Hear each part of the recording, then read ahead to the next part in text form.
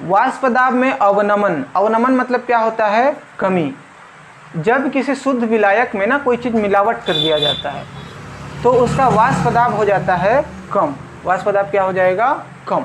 Simple सी बात है, मिलावट के कारण कम हो जाता है, तो उसी को बोला जाता है वाष्प दाब में अवनमन या वाष्प दाब में कमी। इसमें राउल्ट के नियम का हम गणितीय व्यंजक भी पढ़ लेंगे, दोनों मिक्स हो जाएंगे एक साथ और एक ही साथ आते हैं, ठीक है। तो राउल्ट का नियम होता क्या है, उसी से स्टार्ट करेंगे हम लोग। राउल्ट के नियम से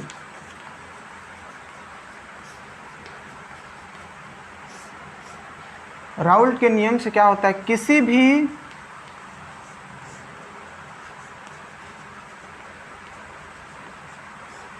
विलयन में उसके घटक का वाष्प दाब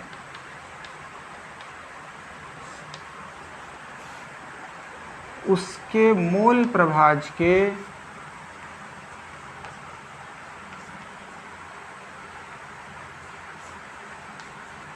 समानुपाती होता है या अनुक्रमानुपाती होता है।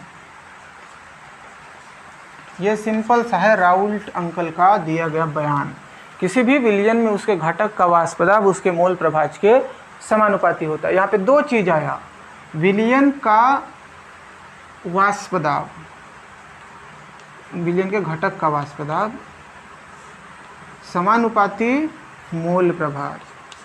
अब कल हम लोग लास्ट में मोल प्रभाज पढ़े थे। वाष्प दाब को दर्शाएंगे P से, मोल प्रभाज को दर्शाएंगे X से। अगर हम लोग विलायक के लिए ले रहे हैं, किसके लिए ले रहे हैं? विलायक के लिए, तो विलायक के लिए P में लगा देते हैं A, तो X में भी क्या लग जाएगा? A। अब ये समानुपाती हटेगा तो कोई ना कोई क्या लगेगा? स्थिरांक लगेगा।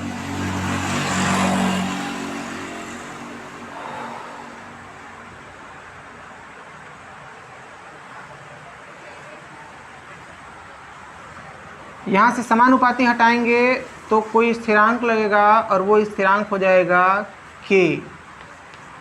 तो ऐसा हो जाएगा, इसको मान लेंगे समीकरण 1।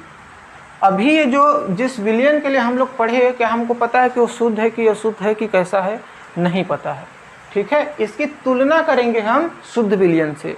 इसकी तुलना किससे करेंगे? शुद्ध विलयन से। समीकरण 1 की तुलना शुद्ध विलयन से करने पर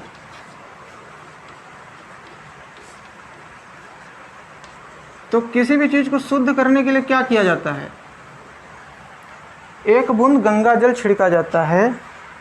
तो यहाँ पे जो नॉर्मल Pa था उसमें हम एक बूंद गंगा जल छिड़कते, तो जो Pa है वो Pa गंगा जल हो जाएगा, Pa नोट, और जो XA है उसका वैल्यू हो जाएगा 1। XA का वैल्यू कितना हो जाएगा? 1। इन दोनों मान को समीकरण 1 में रखेंगे तो एक चमत्कार होगा। समीकरण 1 में मानों को रखने पर रख देंगे ले जा करके, इसके जगह पे कोई चेंज होगा क्या? होगा। इसके जगह पे क्या हो जाएगा? Pa नोट बराबर K के जगह पे तो K ही रहेगा, और इस XA के जगह पे यहाँ पे लिखा गया है 1, तो XA की जगह पे हो जाएगा 1। 1 का किसी से भी गुणा होता है तो कोई फर्क पड़ता है क्या? नहीं पड़ता है। तो K एकम K का वैल्यू कितना आ गया? Pa note. K का मान फिर से उसी जगह पे रखेंगे जहाँ पिछले जगह रखे थे, समीकरण 1 में रखने पर। अब K का वैल्यू कितना निकला है? Pa note. तो इस K के जगह पे क्या हो जाएगा? Pa note. इसमें भी कोई चेंज नहीं होगा और इसमें भी कोई चेंज नहीं होगा। तो Pa बराबर K के जगह पे हो जाएगा Pa नोट, और XA अपने जगह पे रहेगा, XA अपने जगह पे रहेगा। इसको मान लेंगे समीकरण 2। अब जो विलयन होता है उसमें कितने घटक होते हैं? 2 घटक होते हैं, एक होता है विलेय और एक होता है विलायक। विलेय और विलायक का मोल प्रभाज 1 होता है। विलेय और विलायक का मोल प्रभाज कितना होता है? 1 होता है। मोल प्रभाज को किससे प्रदर्शित करते हैं? x से। तो विलेय के लिए xb, विलायक के लिए xa बराबर कितना हो जाएगा? 1। यहाँ पे कितना है? xa है, तो यहाँ से हम किसका मान निकाल लेंगे? xa का निकाल लेंगे। तो xb का हमको ज़रूरत नहीं है तो फिर खेद देंगे। तो xb इधर प्लस में है, इधर जाएगा तो किस में चला जाएगा? माइनस में। तो xa बराबर कितना हो जाएगा? 1 माइनस xb। ठीक लगा बात? यहाँ पे xb प्लस में है, उधर जाएगा तो किस में चला जाएगा? माइनस में। xa का मान अब समीकरण 2 में रखेंगे और हमारा फाइनल व्यंजक आने को तैयार है। समीकरण 2 में xa का मान रखने पर अब एक चीज और कट जाएगा, यहाँ से xa का पत्ता भी यहाँ कट जाएगा। xa का जितना मान है ना 1 माइनस xb, इसको रखेंगे इस xa की जगह पे। ये वाला सुरक्षित रहेगा, ये वाला भी सुरक्षित रहेगा। इसके जगह पे आ जाएगा इतना।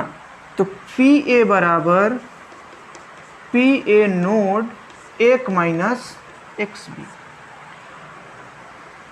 pa बराबर pa नोड का 1 से गुणा होगा तो क्या हो जाएगा? pa node minus pa node का गुणा होगा xb से तो हो जाएगा pa नोड xb। अब क्या कर सकते हैं? अब पक्षांतर कर सकते हैं। ये वाला वैल्यू माइनस का है, किसका है? माइनस का। बराबर के इधर आएगा तो किसका हो जाएगा? प्लस का। और ये वाला प्लस का है, उधर जाएगा तो ये हो जाएगा माइनस का। ये वाला अपने जगह पे है तो pa नोट को उसके जगह पे रहने देते हैं। ये वाला माइनस का था, बराबर के इधर आएगा तो किसका हो गया? ये हो गया अभी प्लस का। और ये वाला प्लस का है, उधर जाएगा तो माइनस का हो जाएगा। ये जो समीकरण 3 है इसको ही बोलते हैं वाष्प दाब में अवनमन या वाष्प दाब में कमी। यहाँ से xb का अगर मान निकालें हम लोग, xb को यहीं रहने दें। pa नोट इधर गुणे में है, xb के साथ pa नोट क्या है? गुणे में है। बराबर के उधर जाएगा तो किस में चला जाएगा?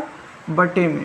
तो pa नोट माइनस pa बटे में pa नोट। ये वाला जो व्यंजक आया है वाष्प दाब में आपेक्षिक अवनमन है। इसको मान लें समीकरण 4। समीकरण 3 वाष्प दाब में अवनमन है।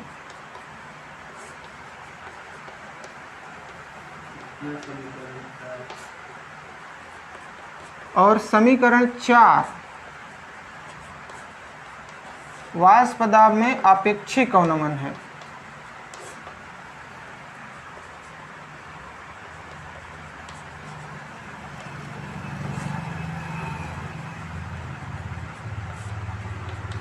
और ये चीजें हो गई कंप्लीट। ये क्या है? वाष्प दाब में अवनमन। कैसे हम पता करें कि ये अवनमन है? अवनमन मतलब होता है कमी। किसी भी चीज का कमी निकालने के लिए क्या करते हैं? ज्यादा में से कम को घटाया जाता है, तभी तो पता चलेगा ना अवनमन। तो यहाँ देखो, इसमें से इसको क्या किया जा रहा है? घटाया जा रहा है। तो ये क्या हो जाएगा? वाष्प दाब में अवनमन। वाष्प दाब ही क्यों आया? क्योंकि P क्या होता है? वाष्प दाब, प्रेशर। तो वाष्प दाब में से वाष्प दाब को घटाया जा रहा है, मतलब कमी निकाला जा रहा है। तो वाष्प दाब में अवनमन हो गया और ये वाला हो गया वाष्प दाब में आपेक्षिक अवनमन। ये जो पूरा आया है ना, ये कहाँ से चालू हुआ था? राउल्ट के नियम से चालू हुआ था। तो इसको राउल्ट के नियम का गणितीय व्यंजक भी बोलते हैं।